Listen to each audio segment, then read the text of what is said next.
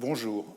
Après un entracte de 2 semaines, nous reprenons pour une série de 6 leçons qui vont nous mener jusqu'au 31 mars.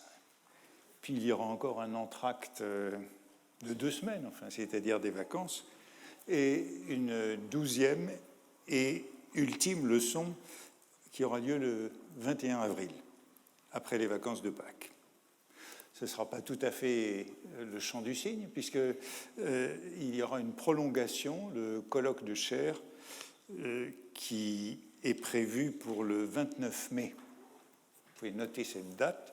J'ai eu beaucoup de mal à faire le programme, parce que c'était une lourde tâche, mais il est fait, et donc vous aurez un colloque final. Alors j'en ai profité pour vous rappeler les 4 leçons du professeur Yoshikawa, qui vient les 9, 16, 23 et 30 mars, le lundi de 4h à 5h. Yoshikawa, je crois que vous l'avez déjà entendu, je l'ai déjà invité, c'est un très grand savant japonais, éminent proustien, à qui nous devons beaucoup. Il vient d'achever une traduction de la recherche du temps perdu en japonais. C'est la 3e. Et comme il a fini cette lourde tâche qu'il a occupée depuis de nombreuses années, eh bien, il voyage et il vient nous voir pour faire cette série de leçons. Nous lui devons beaucoup. Il est l'un des tout premiers à avoir travaillé sur les manuscrits de Proust au cabinet des manuscrits de la Bibliothèque nationale dans les années 1970. Donc, venez écouter cet éminent proustien. J'ai annoncé de manière répétée une leçon sur la vie de Rancé, sur le style tardif de Chateaubriand, ce que j'avais appelé son sublime sénile. Eh bien, je vais encore la remettre à plus tard, parce qu'il m'a semblé urgent de consacrer une leçon à cette métaphore, cette image omniprésente du chant du cygne pour désigner l'œuvre ultime, le mythe de l'œuvre testamentaire, et c'est d'une certaine façon une description de ce que j'ai appelé le sénile sublime, avant la lettre. Donc, je vais consacrer la leçon d'aujourd'hui à cette idée, cette image du chant du cygne. Et la première occurrence que je voudrais analyser, ou rappeler, c'est sous la plume de Poussin, que je la trouve. Poussin, dont il a déjà été question à différentes reprises à propos de l'hiver, le dernier tableau de la série des saisons, et d'Apollon et Daphné, autre tableau du Louvre inachevé qui est véritablement le dernier. Voici ce que Poussin écrivait à Chanteloup, le collectionneur, son patron, dont il a aussi été question, le 24 décembre 1657. Il a donc 63 ans, il vivra encore 8 années, mais il est déjà affecté par ce tremblement de la main dont Chateaubriand dira « admirable tremblement du temps ». Et il écrit à Chanteloup « L'on dit que le cygne chante plus doucement. Lorsqu'il est voisin de la mort, je tâcherai à son imitation de faire mieux que jamais, et ce peut être le dernier service que je vous rendrai. » Bon, il fait donc allusion à cette légende, à ce mythe du chant du cygne. De quoi s'agit-il en l'occurrence dans l'œuvre de Poussin? De quelle commande? Quel tableau souhaite Chanteloup? Eh bien, il s'agit de, selon la correspondance, d'une conversion de Saint Paul. Chanteloup est prénommé Saint Paul, mais c'est évidemment une déclaration émouvante compte tenu de son état. Vous voyez que sa graphie n'est pas encore la graphie tremblante que je vous ai montrée une autre fois. Et il s'agit donc non pas de l'extase de Saint Paul, du ravissement de Saint Paul que voici, qui est au Louvre, dont il y a deux versions, l'une pour Chanteloup et l'autre pour Scarron, mais vraisemblablement d'une conversion de Saint Paul pour laquelle il y a un certain nombre d'esquisses, comme celle-ci, à Chantilly, mais qui ne semblent pas avoir été achevées. La commande n'a pas été honorée. Voici les esquisses. Celles-ci sont à Saint-Pétersbourg. Il y en a d'autres. Ce n'est donc pas son chant du cygne, c'est une œuvre qui n'aura pas lieu. De quoi s'agit-il ? Eh bien, ce chant du cygne, c'est une histoire ancienne, un mythe que l'on peut résumer avec Buffon. Dans le chapitre sur le cygne de son histoire naturelle des oiseaux, cet oiseau aquatique qui est qualifié de majestueux, c'est le roi paisible des oiseaux d'eau, eh bien, il y a une très belle page sur le chant du cygne. C'est la dernière page du chapitre sur cet animal. Au reste, les anciens ne s'étaient pas contentés de faire du cygne un chantre merveilleux, seul entre tous les êtres qui frémissent à l'aspect de leur destruction. Il chantait encore au moment de son agonie et préludait par des sons harmonieux à son dernier soupir. C'était, disait-il, près d'expirer et faisant à la vie un adieu triste et tendre que le cygne rendait ses accents si doux et si touchants, et qui, pareil à un léger et douloureux murmure d'une voix basse, plaintive et lugubre, formait son chant funèbre. On entendait ce chant lorsqu'au lever de l'aurore, les vents et les flots étaient calmés. On avait même vu des cygnes expirant en musique et chantant leur hymne funéraire. Vous voyez que c'est cet aspect-là qui l'intéresse. Le cygne, non seulement chante, mais chante son hymne funéraire. Nulle fiction, c'est donc une fiction pour Buffon, en histoire naturelle, nulle fable chez les anciens n'a été plus célébrée, plus répétée, plus accréditée. Elle s'était emparée de l'imagination vive et sensible des Grecs. Poètes, orateurs, philosophes même l'ont adoptée comme une vérité trop agréable pour vouloir en douter. Il faut bien leur pardonner leurs fables, elles étaient aimables et touchantes. Elles valaient bien des tristes, d'arides vérités, c'étaient de doux emblèmes pour les âmes sensibles. Les cygnes, sans doute, ne chantent point leur mort. Buffon juge que c'est une vérité controuvée. Mais toujours, en parlant du dernier essor et des derniers élans d'un beau génie prêt à s'éteindre, on rappellera avec sentiment cette expression touchante, c'est le chant du cygne. Voilà ce qui m'a donné mon titre aujourd'hui. Et au fond, tous les éléments sont dans cette description, ceux de fiction, de fable, mais belle. L'œuvre ultime s'est donc longtemps appelée chant du cygne, et je crois que l'expression a toujours cours. C'est une idée qui nous vient des Grecs et qui traverse toute la culture occidentale en tant que chant funèbre, que lamentation dernière. Dans l'Iliade, le cygne chante, déjà, pour les Grecs, le cygne chante, mais c'est encore sans lien avec la mort. On lit dans l'Iliade, livre 2, comme les multitudes ailées des oies, des grues ou des cygnes au long cou, dans les prairies d'Asios, sur les bords du Caïstrios, c'est la traduction de Le Conte de Lille, volent çà et là, agitant leurs ailes joyeuses et se devançant les uns les autres, avec des cris dont la prairie résonne. De même, les innombrables tribus achaïennes roulaient en torrent dans la plaine du Scamandros, loin des nefs et des tentes. Les cygnes au long cou chantent donc, mais la première attestation qui lie ce chant à la mort, au chant de mort, c'est chez Échille qu'on la trouve, dans l'Agamemnon, et c'est afin de louer le doux chant funèbre de Cassandre.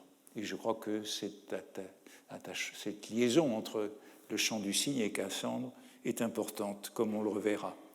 C'est Clytemnestre qui dit de la prophétie de Cassandre, de son frêne, et on voit que c'est lié à la mantique, sa lamentation funèbre. Comme un cygne, elle a entamé son chant ultime, son chant de mort. Mais si le mythe est si présent dans toute notre culture, c'est à Platon que nous le devons, au Phédon. C'est toujours à ce texte que l'on renvoie, c'est le texte princeps pour la description de la mort de Socrate, qui s'identifie lui-même au cygne. À ce qu'il paraît, vous me jugez moins bon devin que les cygnes. Et on retrouve cette idée que le cygne a un don de prophétie. Eux, quand ils sentent qu'ils doivent mourir, ces oiseaux qui déjà dans leur vie chantaient, donc pas de doute sur le fait que les cygnes chantent, ils font alors entendre leur chant le plus éclatant, le plus beau. Ils sont joyeux car ils vont aller trouver le Dieu qu'ils servent. Les cygnes sont les oiseaux d'Apollon. Mais les hommes, dans leur effroi de la mort, calomnient jusqu'aux cygnes. Ils se lamentent, disent-ils, sur leur mort, et la douleur inspire ce dernier chant. C'est oublier que nul oiseau ne chante quand il a faim ou qu'il a froid, ou qu'il ressent une autre souffrance. Ni le rossignol, ni l'hirondelle, ni la huppe, qui d'après la légende chante parce qu'il souffre, mais pour moi, ce n'est point la douleur qui les fait chanter, ni eux, ni les cygnes, car ils sont les oiseaux d'Apollon, et par là même, ils ont, je crois, un don divinatoire. Comme ils prévoient les biens de l'invisible, ils chantent en ce jour plus joyeusement que jamais, au jour de leur mort.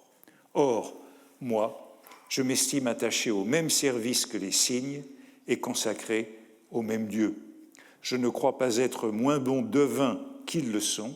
Je tiens ce don de notre Maître, et je n'ai donc pas plus de chagrin qu'eux à quitter la vie. Donc il y a une identification de Socrate aux cygnes, oiseaux d'Apollon, avec leur joie face à la mort et à l'immortalité.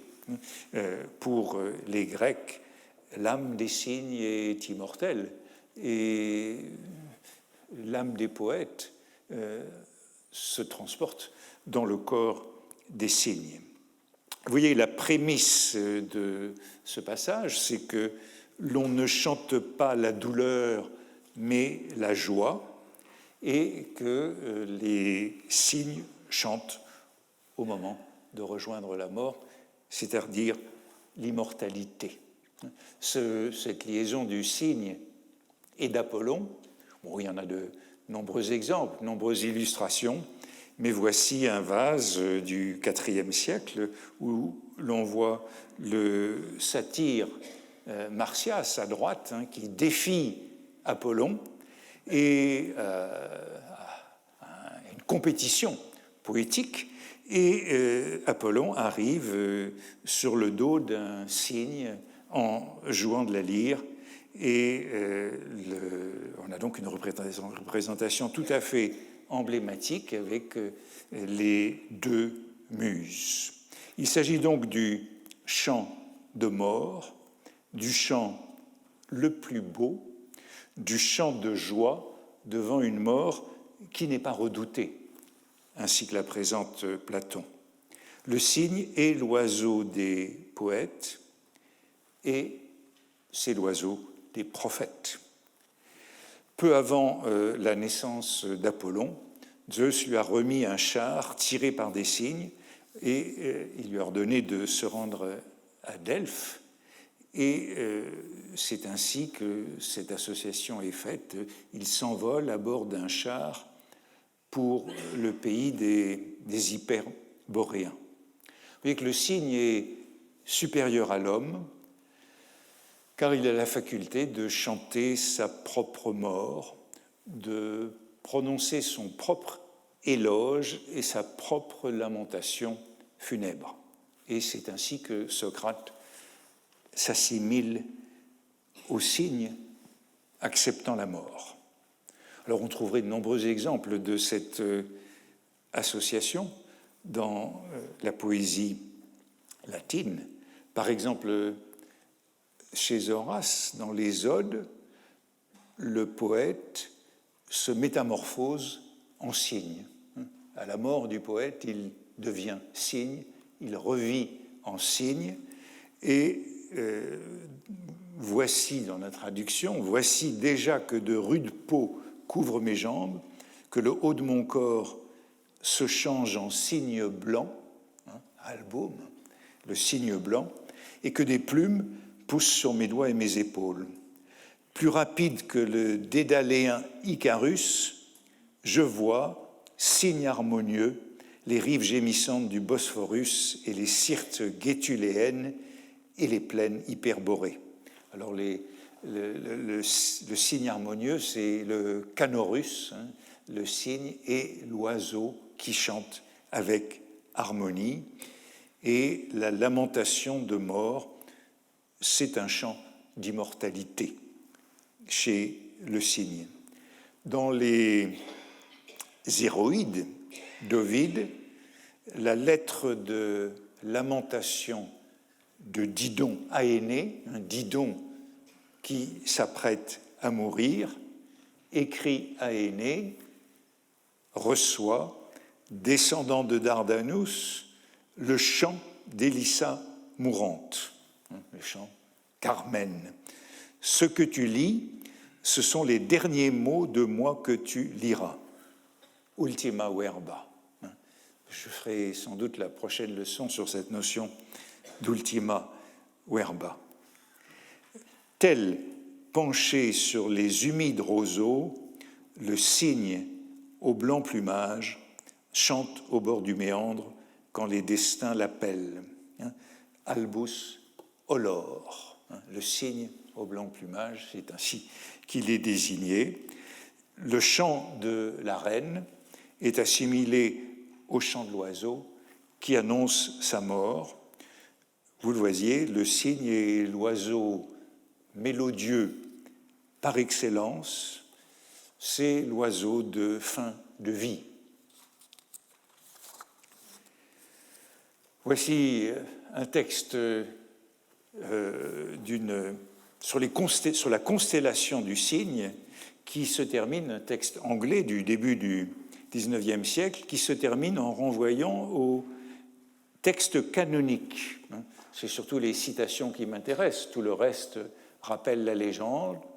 So, like the swan, expiring, dies in melody. Eh bien, c'est Échille, c'est la première attestation dans l'Agamemnon d'Échille.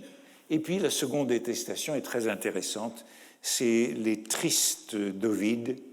So, on the silver stream, when death is nigh, the mournful swan sings its own elegy. Donc c'est sur ce thème, le cygne chante sa propre élégie puisqu'il sait qu'il va mourir. Et cela nous permet de parler des tristes d'Ovide.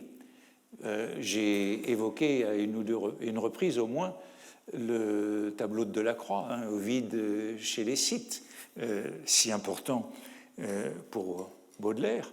Et Ovide et les tristes est un thème romantique important. Le cygne, chez Ovide, est associé à la vieillesse, à l'exil, à plusieurs reprises dans le recueil des tristes. Voici une première attestation. Déjà, ma tête imite la couleur des plumes du cygne, la vieillesse blanchit ma noire chevelure. Alors c'est un thème qu'on peut retrouver jusqu'au XIXe siècle, l'association des cheveux blancs avec l'âge et de la couleur du cygne.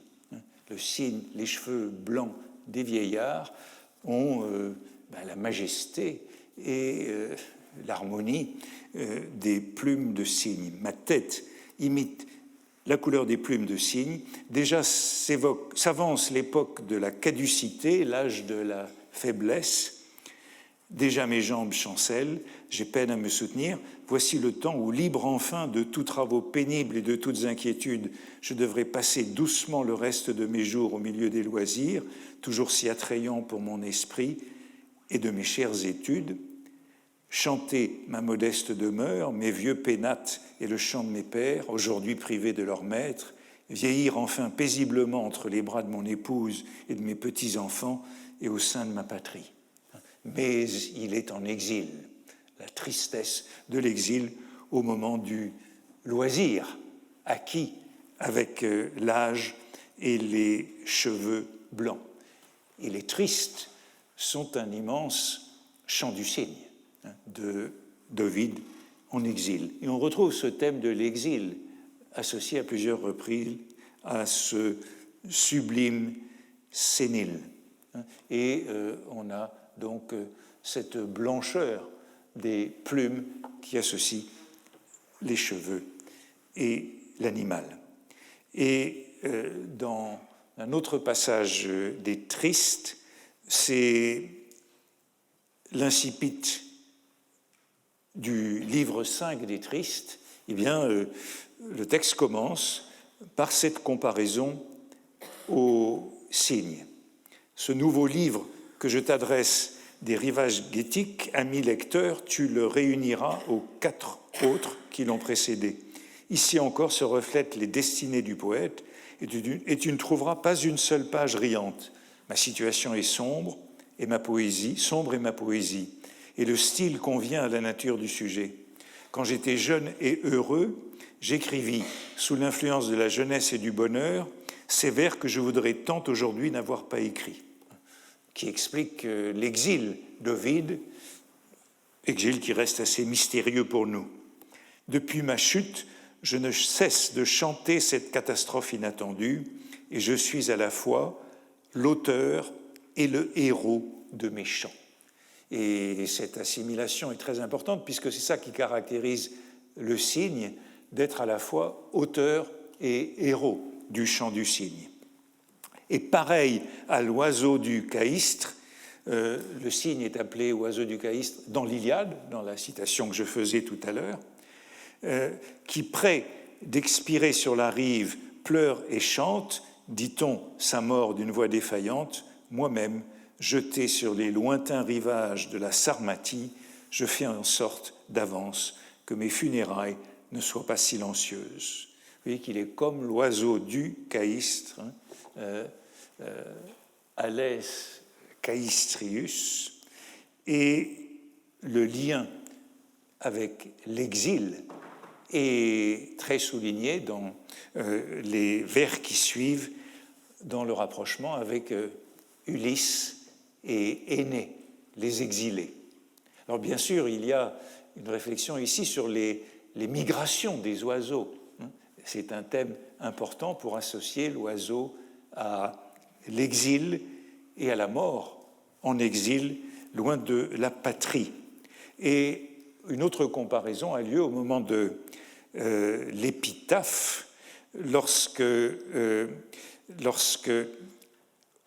Ovide envoie cette demande à sa femme d'inscrire l'épitaphe de sa tombe, pour arrêter un instant les regards furtifs du passant, inscrit en gros caractères sur le marbre du tombeau, Sigie, le chantre des tendres amours, Ovide qui périt victime de son génie. Passant, si tu as jamais aimé, ne refuse pas de dire paix à la cendre d'Ovide. C'en est assez pour mon épitaphe. Mes œuvres seront pour moi un monument plus illustre et plus durable, et malgré le mal qu'elles m'ont fait, je m'en repose sur elles, du soin d'assurer à leur auteur un nom et l'immortalité. L'immortalité, le thème de l'immortalité est associé à ce chant du cygne. Et j'évoquais donc le tableau de Delacroix. Cet exil d'Ovide est bien un grand thème romantique. Autre tableau qui l'illustre, le tableau de Turner, Ovide banni de Rome, où, semble-t-il, on a à la fois Ovide qui quitte Rome et ici le tombeau où l'épitaphe inscrira ces mots qu'Ovide demandait à sa femme de faire inscrire. Mais ce chant du cygne, ai-je dit, avec Buffon, c'est un mythe, c'est une fiction. C'est une fiction à laquelle les Grecs ont cru. Par exemple, Aristote, dans l'Histoire des animaux, et comme Aristote l'a dit, eh bien, on a continué de le dire. Aristote écrit dans l'Histoire des animaux, ce sont des oiseaux chanteurs, ce qui n'est pas le cas, mais c'est surtout à l'approche de la mort qu'ils chantent, ce qui n'est pas non plus le cas. Car ils s'envolent vers le large et des marins naviguant le long de la Libye en ont déjà rencontré beaucoup en mer qui chantaient d'une voix plaintive, ils en ont vu quelques-uns mourir. Aristote ajoute que les cygnes se dévorent entre eux, ce qui n'est pas non plus avéré. Il y a donc deux aspects du merveilleux liés aux cygnes, le chant funèbre et la dévoration dans l'espèce. Ce sont les deux mirabilia, l'un sublime et l'autre abominable. Or, le cygne est silencieux, muet. Il est qualifié de muet par les naturalistes, et Pline l'Ancien le sait, qui écrit dans son Histoire naturelle, on raconte que les cygnes, en mourant, font entendre un chant plaintif. Ce chant auquel on revient toujours. C'est, à mon avis, d'après quelques expériences, une erreur. Ces oiseaux se mangent entre eux. Autrement dit, l'une des descriptions, l'une des thèses d'Aristote est contredite, mais non pas l'autre. La fable, en tout cas, est si belle, cette croyance en la supériorité poétique du cygne sur l'homme, qu'elle est reproduite à travers toute l'Antiquité. Et le texte le plus beau que j'ai trouvé, c'est celui du sophiste Élien, dans une compilation sur la personnalité des animaux, un texte très répandu au Moyen-Âge, dans lequel il insiste à la fois sur le fait que les cygnes sont bien les servants d'Apollon, autrement dit les réincarnations des poètes, et puis sur la légende du chant du cygne, ce qui fait d'eux des êtres supérieurs à l'homme. Le cygne surpasse l'homme, dit Élien, dans les plus graves occasions.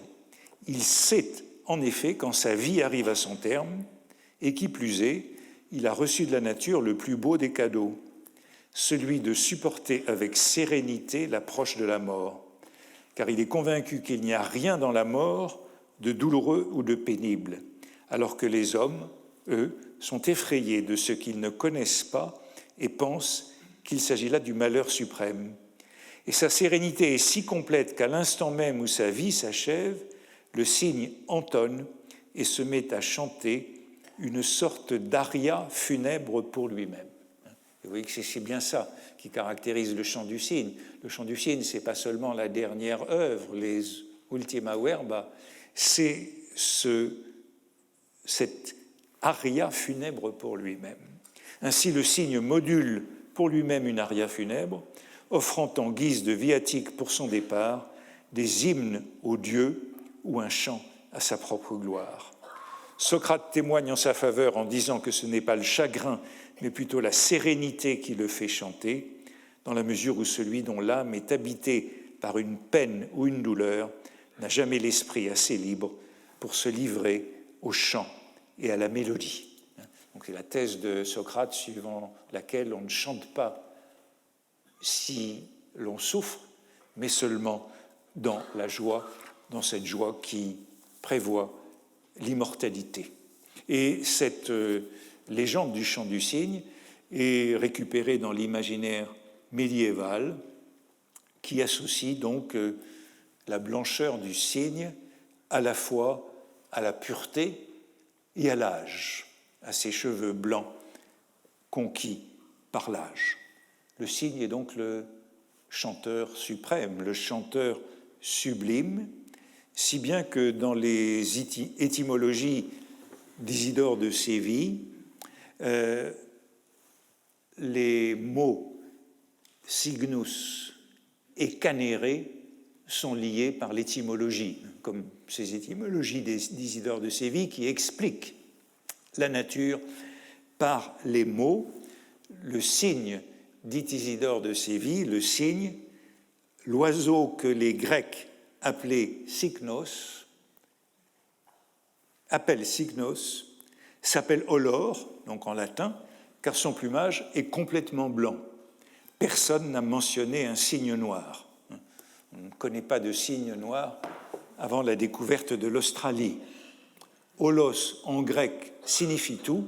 Le cygne est appelé cygnus à cause de son chant canendo. Vous voyez dans le texte latin. Et à droite, je vous ai mis les emblèmes d'Alcia au XVIe siècle. Le cygne est l'insigne du poète, insignia poetarum. C'est les armoiries des poètes. Un cygne est reproduit sur un écu. Le cygne est sur l'écu. Il prend la branche d'un arbre et il est décrit comme l'oiseau d'Apollon, Pulcher olor. Il est la figure même de l'art poétique et du poète. Alors bien sûr, c'est un mythe.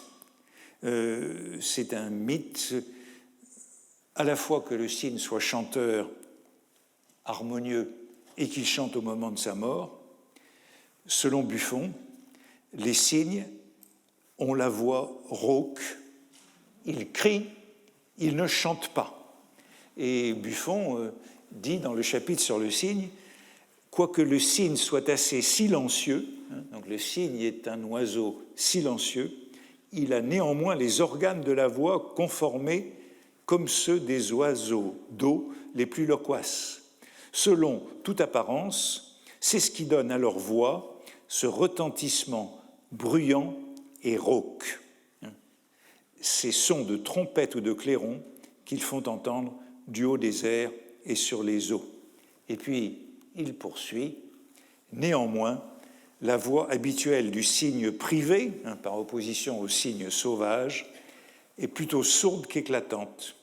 C'est une forme de strideur parfaitement semblable à ce que le peuple appelle le jurement du chat et que les anciens avaient bien exprimé par le mot imitatif drançant.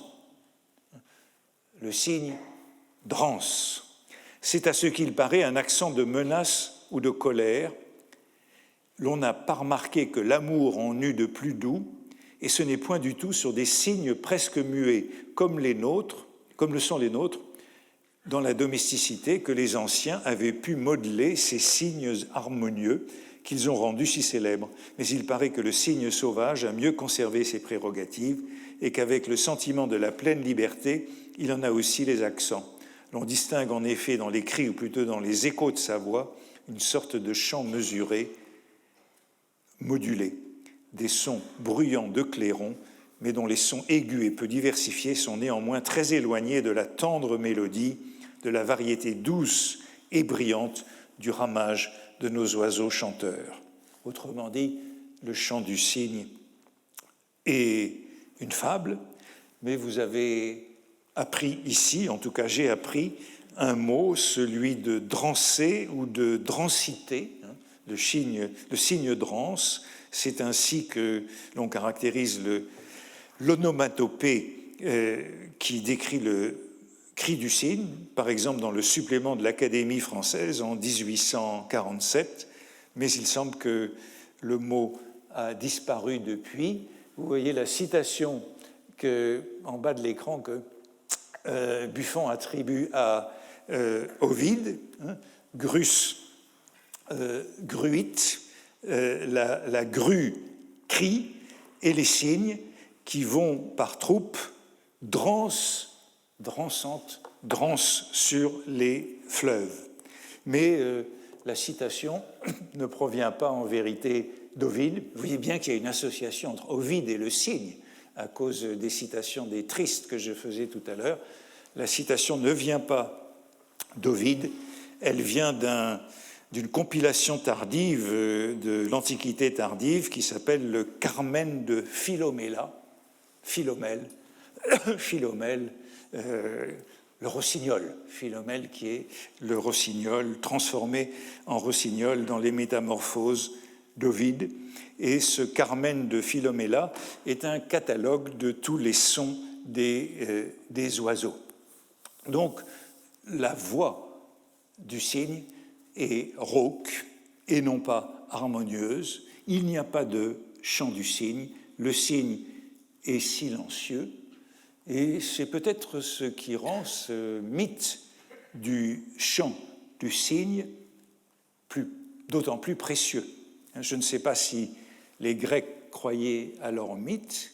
En tout cas, ils nous ont transmis celui-ci et nous y croyons, nous qui n'avons pas vu de cygne expirer. Et me semble-t-il, cette légende précieuse est indifférente au fait que le cygne chante ou non.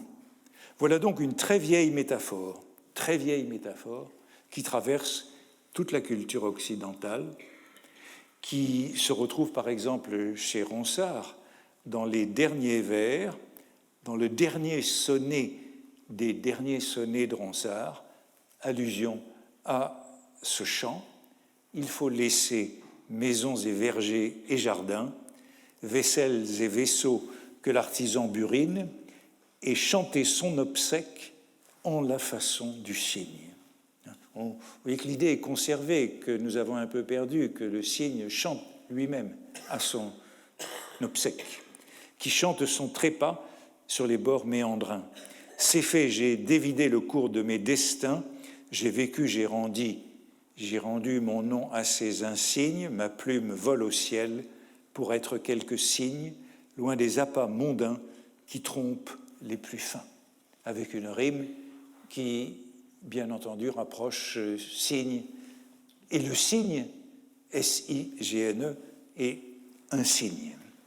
Mais il me semble que la grande fortune de cette métaphore, c'est celle qu'on trouve au XIXe siècle dans la poésie romantique, avec cette image autoréflexive que rapportait Buffon, c'est-à-dire cette idée que le cygne chante à sa propre mort. Buffon dit Sainte-Beuve, qui relève ce passage dans le lundi qu'il consacre à Buffon. Voici ce qu'écrit Sainte-Beuve. Buffon avait écrit le morceau sur le cygne, un des rares morceaux où il laisse percer de la sensibilité. Un jour, il le lut en compagnie, et en finissant, tout d'un coup, pour la première fois, il s'aperçut de l'application qui se pouvait faire à lui des derniers mots si touchants, si solennels. Toujours en parlant des dernières œuvres d'un beau génie qui s'éteint, on dira, c'est le chant du cygne, comme Bossuet à la fin de l'oraison funèbre du grand Condé. Il s'aperçut alors de cette application manifeste et entra à l'instant dans un silence triste, grave et prolongé que partagèrent tous les assistants. Il ne fut pas très longtemps à mourir après cela. Autrement dit, la description du cygne par Buffon n'est autre que son propre chant du cygne. Selon Sainte-Beuve, le lisant en public, eh bien, je ne sais pas d'ailleurs si la scène est imaginaire ou non, en tout cas c'est la fin de ce chapitre sur cet oiseau des eaux, eh bien, selon Sainte-Beuve, Buffon se serait rendu compte qu'il venait d'exécuter son propre chant du cygne. Et vous remarquez la parenthèse très intéressante dans ce commentaire de Sainte-Beuve, la parenthèse qui renvoie à l'oraison funèbre du grand Condé par Bossuet, elle-même assimilée à un chant du cygne. Traditionnellement, c'est la dernière des oraisons funèbres de Bossuet, déjà en quelque sorte autoréflexive et qui se terminait ainsi, où Bossuet, après avoir parlé de Condé, revenait à lui-même, agréez ces derniers efforts d'une voix qui vous fut connue, vous mettrez fin à tous ces discours, au lieu de déplorer la mort des autres, grand prince, dorénavant, je veux apprendre de vous à rendre la mienne sainte. Heureux, si averti par ces cheveux blancs du compte que je dois de rendre de mon administration, je réserve au troupeau que je dois nourrir de la parole de vie les restes d'une voix qui tombe et d'une ardeur qui s'éteint. Autrement dit, Bossuet lui-même, dans cette oraison funèbre, assimile cet éloge à son propre éloge funèbre et à son propre chant du cygne, assimilation qui est reprise traditionnellement, par exemple, par d'Alembert, qui dit de cette oraison funèbre de Bossuet, ce fut par ce beau discours que Bossuet termina sa carrière oratoire. Il finit par son chef-d'œuvre, comme auraient dû faire beaucoup de grands hommes, moins sages et moins heureux que lui. Vous voyez que cette oraison funèbre est le chant du cygne de Bossuet. C'est ainsi qu'il est traditionnellement traité.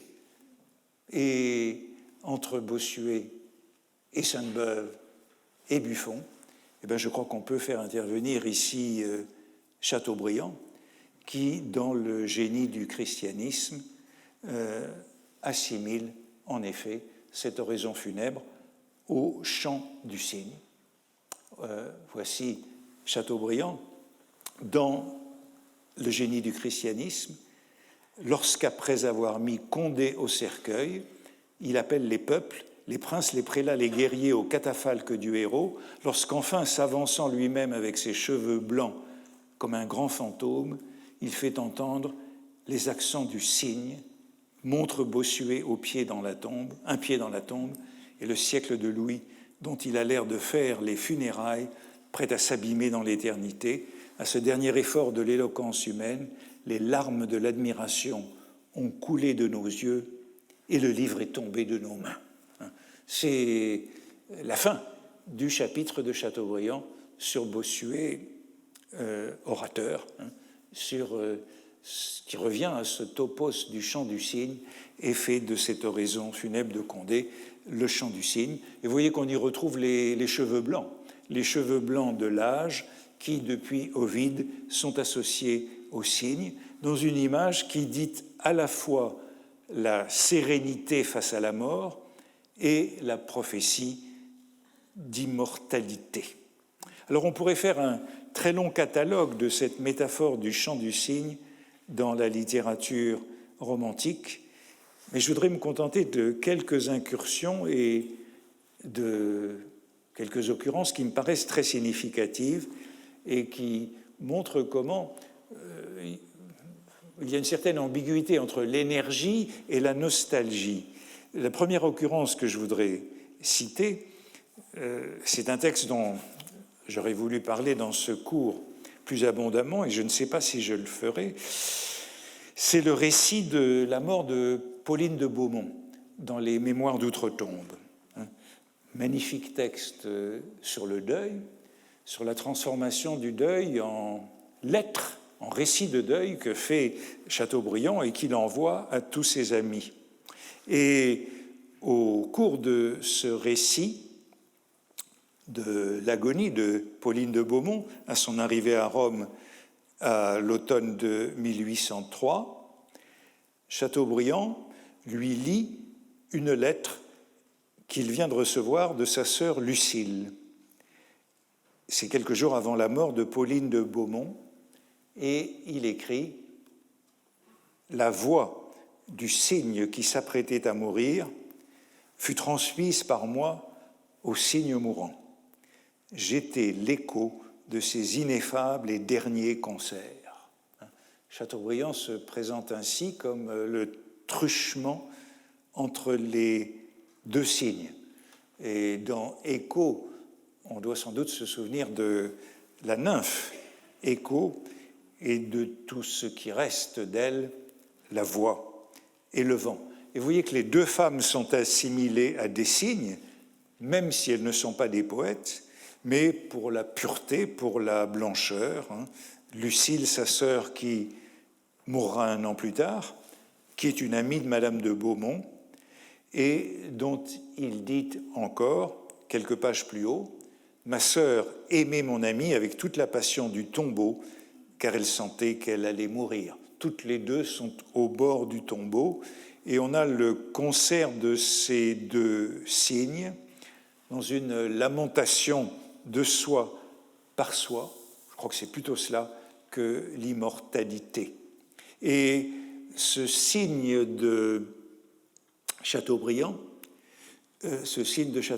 il est très présent. Sainte-Beuve, dans Chateaubriand et son groupe littéraire sous l'Empire, suggère que c'est à travers Chateaubriand que le cygne est devenu si présent dans la poésie romantique. Et voici, par exemple, encore dans le génie du christianisme, le parallèle que fait Chateaubriand entre Virgile et Racine. La citation est un peu longue, mais c'est la fin qui m'intéresse, la dernière partie. « Il semble qu'en approchant du tombeau, le cygne de Mantoue, Virgile, le cygne de Mantoue, mit dans ses accents quelque chose de plus céleste, comme les cygnes de l'Eurotas consacrés aux muses qui, avant d'expirer, avaient, selon Pythagore, une vue de l'Olympe et témoignaient leur ravissement par des chants harmonieux. » Donc c'est la mort de Virgile, cette fois, qui est évoquée, cette mort de Virgile dont j'ai déjà parlé à propos du roman d'Hermann Brock, il y a quelques leçons, et cette mort de Virgile qui est assimilée à la mort selon Pythagore ou selon Phédon. C'est le même mythe qui voit que l'âme des poètes passe dans le corps des cygnes et qui attribue à l'âme des cygnes l'immortalité. Donc le cygne de Mantoue se rapproche de la mort et à la fois de l'immortalité selon le mythe du Phédon. Le chant du cygne de Chateaubriand, le chant du cygne de Chateaubriand, c'est ainsi qu'a été interprété son dernier discours de démission à la Chambre des Pairs en août 1830, après la Révolution de Juillet. Et c'est un discours où, eh bien, vous vous en souvenez de ce passage dont Chateaubriand dit dans les Mémoires d'Outre-Tombe qu'il lui a tiré des larmes au moment de le prononcer. « Inutile Cassandre, inutile Cassandre, j'ai assez fatigué le trône et la pairie de mes avertissements dédaignés. Il ne me reste qu'à m'asseoir sur les débris d'un naufrage que j'ai tant de fois prédit. Après tout ce que j'ai fait, dit et écrit sur les Bourbons, je serai le dernier des misérables si je les reniais au moment où pour la troisième et dernière fois, ils s'acheminent vers l'exil. Si j'avais le droit de disposer d'une couronne, je la mettrais volontiers aux pieds de monsieur le duc d'Orléans, mais je ne vois de vacant qu'un tombeau à Saint-Denis et non un trône. » Et vous voyez que ça nous renvoie à Échille et à l'Agamemnon d'Échille, au cri de Cassandre, comme chant du cygne, à la fois prophétique et funèbre. Et dans le journal des débats, un lecteur écrit à propos de ce Chant du cygne de Chateaubriand, la France espère comme vous que le discours touchant du consciencieux auteur de la monarchie selon la charte ne sera pas le chant du cygne et que le défenseur de la charte octroyée prêtera l'appui de son génie à la charte votée librement. Vous voyez que ce discours est bien interprété comme le chant du cygne de Chateaubriand, de même que l'oraison funèbre de Bossuet était son chant du cygne. Mais si Chateaubriand, selon Sainte-Beuve, a contribué à la vogue du cygne dans la poésie romantique, c'est incontestablement Lamartine qui devint le poète du cygne. Le cygne est omniprésent dans son œuvre, si bien qu'il est impossible de l'énumérer, mais peut-être peut-on rappeler avec Eugène de Mirecourt que si Victor Hugo est un aigle, Lamartine est un cygne. Et voici ce qu'écrit Mirecourt dans son petit livre sur Lamartine.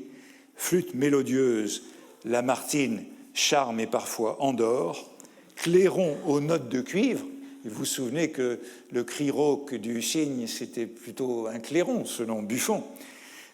Hugo réveille, électrise et sonne le bout de sel pour enfourcher Pégase au bord de l'Hippocrène. Lamartine est un fleuve majestueux qui coule paisiblement entre ses rives bordées d'un éternel ombrage. Hugo est la cataracte rugissante, le torrent écumeux qui entraîne tout à sa suite au large sein des mers. L'un est un cygne, l'autre est un aigle.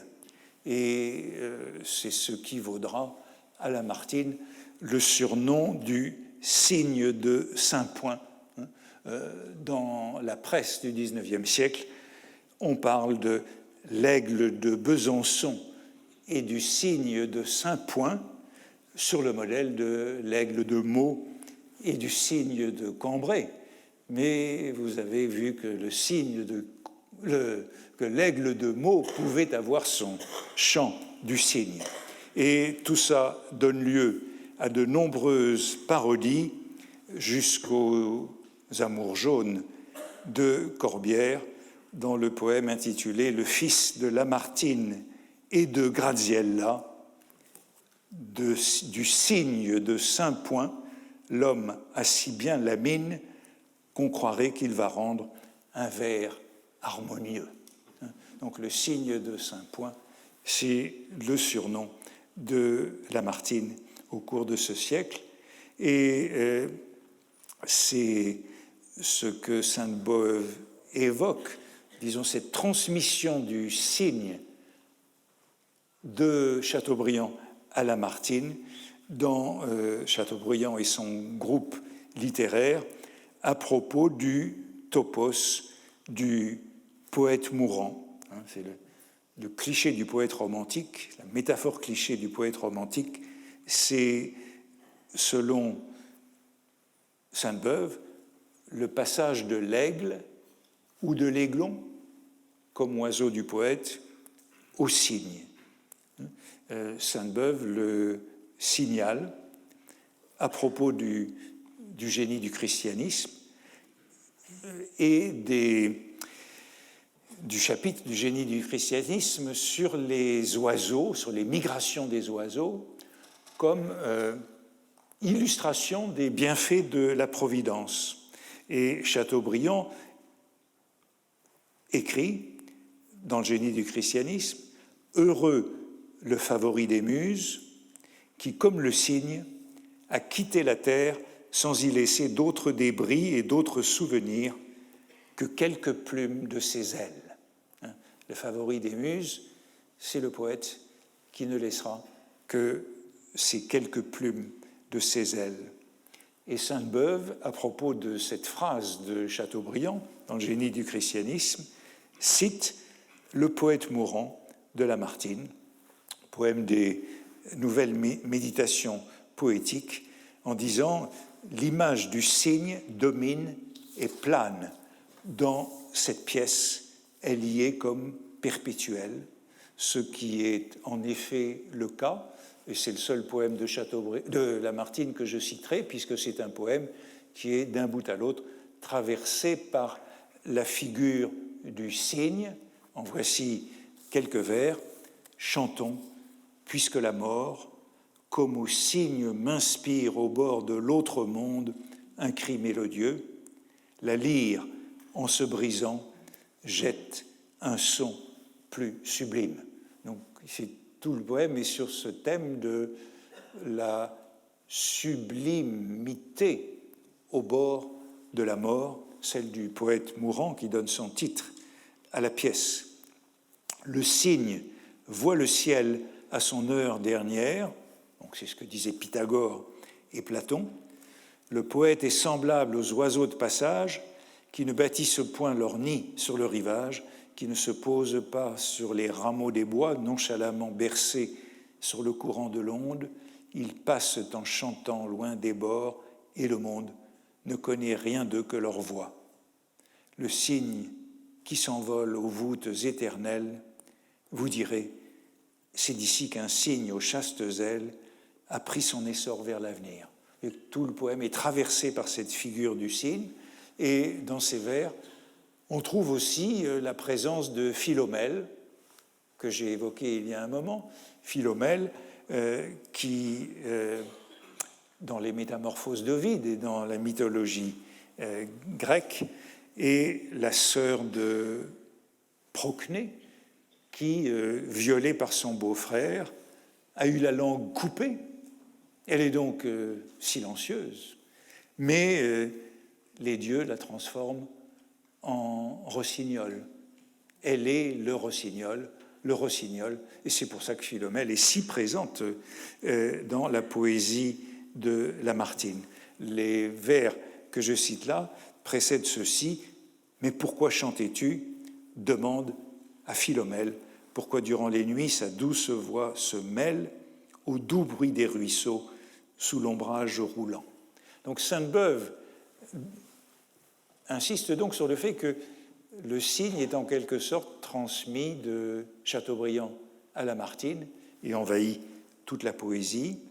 Et Sainte-Beuve termine cette analyse, évidemment, de manière toujours perfide et retorse, puisqu'il dit de Chateaubriand « Ah, qu'il eût mieux valu encore faire comme le cygne, après le dernier chant mélodieux, disparaître et se taire. » Mais ce n'est pas ce qu'a fait Chateaubriand. C'est donc une métaphore usée.